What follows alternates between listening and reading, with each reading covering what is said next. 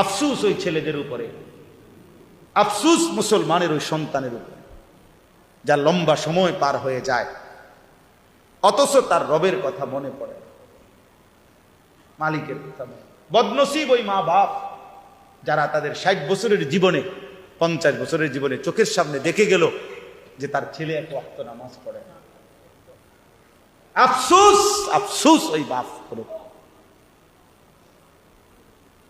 ব্যর্থ তোমার জীবন বাপ, তোমার বিদেশও ব্যর্থ, তোমার দেশও ব্যর্থ, তোমার বিল্ডিংও ব্যর্থ, তোমার কামাই রোজগারিও ব্যর্থ, যে তোমার চোখের সামনে তুমি বাপ বাইচা থাকতে তোমার নাফরমান সন্তান 18 বছর 20 বছরে, এই নাফরমান একদিনও ফজরের নামাজ জামাতে পড়ে না, ফজরের নামাজের ওয়াক্ত হয় কখন এই জানোয়ার এটাও জানে না।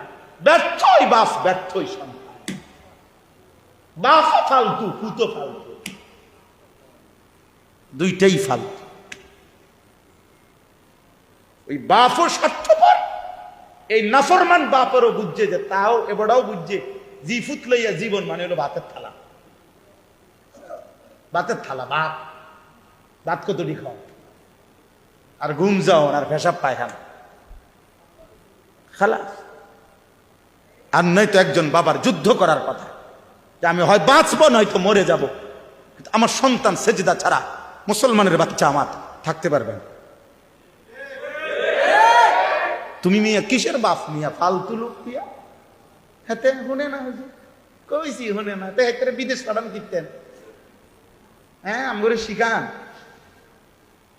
আমনের ছেলে আমনের সামনে একটা সেজদা দেয় না, এত বড় জানোয়ারের বিদেশ পাঠাইছেন কিতেন। আপনি না 12 লাখ টাকা লইলেন, আপনি সুদে টাকা নিলেন, কিস্তিতে টাকা নিলেন, আপনি বোঝেন না। হ্যাঁ আমরা বুঝি না, আমরা চিরা খাই, দুপুরে দিয়ে ভাত খাইলাম। কি বলে, আপনি যদি দুনিয়া লোভী না হইতেন আপনি তো আগে এটা বুঝাপড়া করে নিতেন। পরে বেটা তোর কামাই রোজগারি তোরটা তুই বুঝ বেটা, তুই খাবি না মরবি সেটা পরে হবে, আগে সেজদা দিবি কিনা সেটা বলবে। কথা বোঝেন না? আমি মুসলমান, আমার বেঁচে থাকার সার্থকতাটা কি? তাই আমার পরিচয়টা কি? এক মুসলমানের সন্তানের পরিচয় বুঝি এটা যে আমার সন্তান বিদেশ থাকে, আমার সন্তান চাকরি করে, এটা নিয়ে মুসলমানের পরিচয়। মুসলমানের পরিচয় তো হওয়ার কথা ছিল আমিও সেজদা দেই, আমার সন্তানও সেজদা।